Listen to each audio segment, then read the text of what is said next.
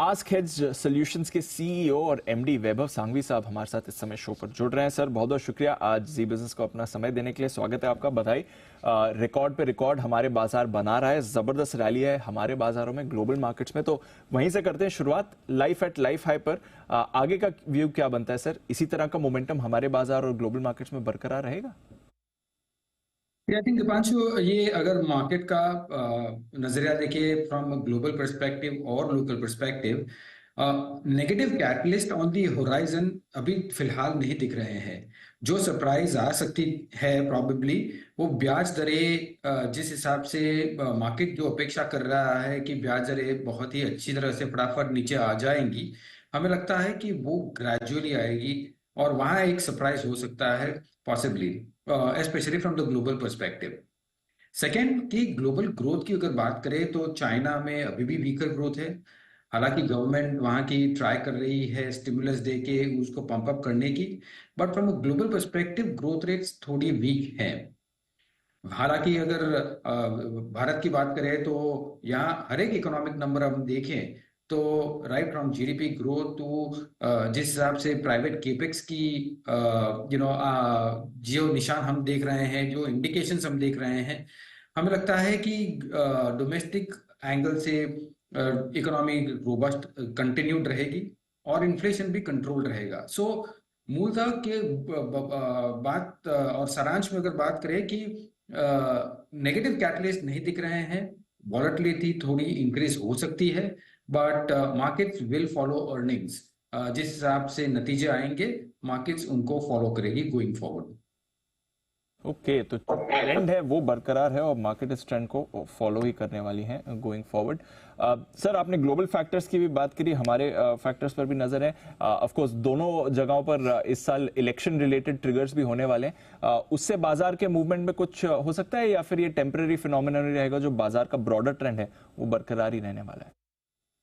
I think वो election की अगर जब बात करें तो वो बहुत ही क्रिटिकल इवेंट्स है, हम उसको डिस्काउंट नहीं कर सकते। हालांकि काफी अगर हम देखेंगे काफी सर्टेनिटी और काफी इंडिकेशंस ऐसे हैं, ऑन ग्राउंड फीलिंग भी है।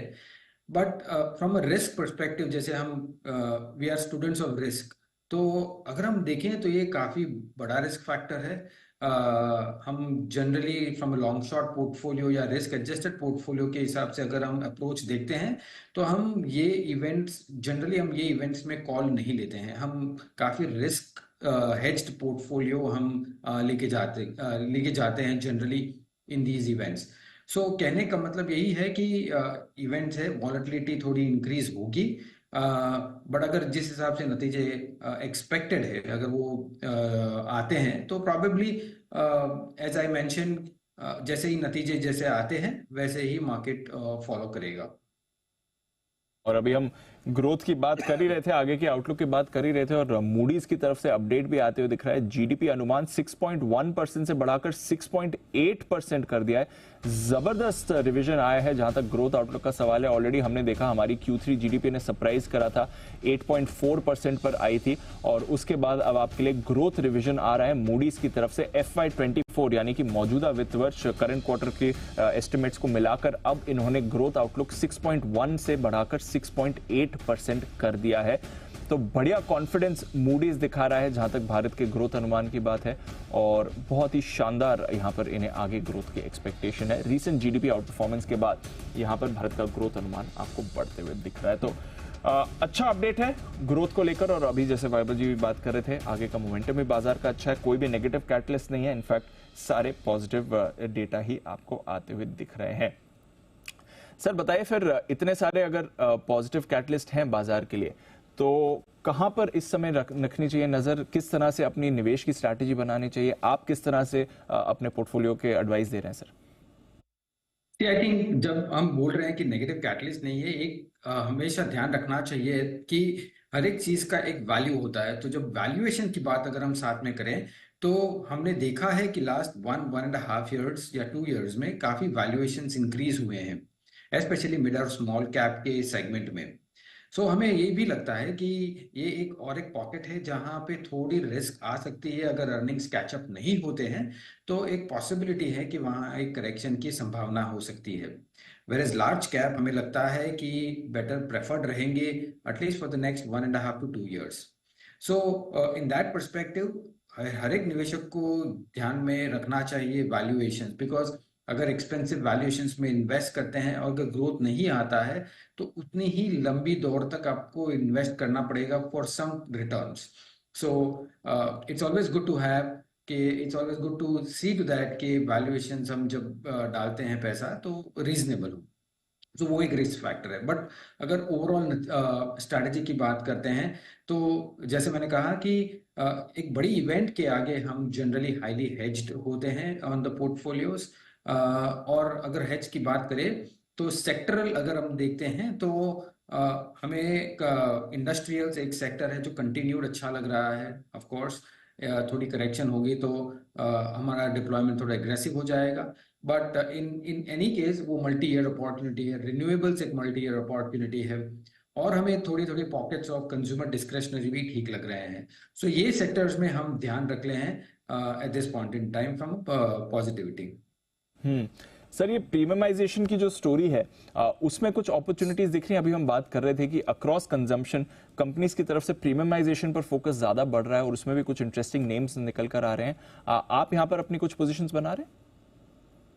आई थिंक जब हम कंज्यूमर और ओवरऑल बास्केट्स की बात करें तो एक वेरी क्लियर ट्रेंड है कि गवर्नमेंट का फोकस सप्लाई साइड में सबसे पहले है और सप्लाई साइड को ठीक करने में या केपेक्स को ठीक करने के बाद जो रिजल्टेंट कंजम्पशन होगा वो over a period of time ठीक रहेगा। So from a immediate consumer sentiment की बात करते हैं तो स्टेपल्स या लोअर वैल्यू डिनोमिनेशन आइटम्स में थोड़ी वीकनेस हमें ऑन ग्राउंड दिख रही है। और प्रॉबेबली सम कंज्यूमर डिस्क्रिशनरी, जैसे आपने कहा कि वो प्रीमियमाइजेशन ट्रेंड में थोड़ा हमें स्टडी मोमेंटम दिख रहा है। बट आई थिंक ये एक शॉर्ट टर्म फिनोमिनन है। हमें लगता है 140 crore people in India, staples को हम इग्नोर नहीं कर सकते हैं। वो कंटिन्यूअसली स्टडी ग्रोथ बताएगी और प्रीमियमाइजेशन में भी विद इन दोज कैटेगरीज हमें लगता है कि उनकी अर्निंग बॉयंसी कंसिस्टेंट रहेगी।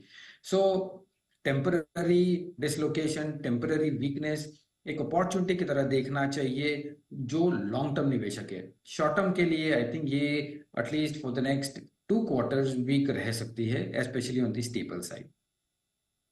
कोई और स्पेसेस जहां पर वैल्यूएशन कंफर्ट नहीं हो या आगे की ग्रोथ फिलहाल अच्छी नहीं दिख रही हो, कॉशियस रहना चाहिए?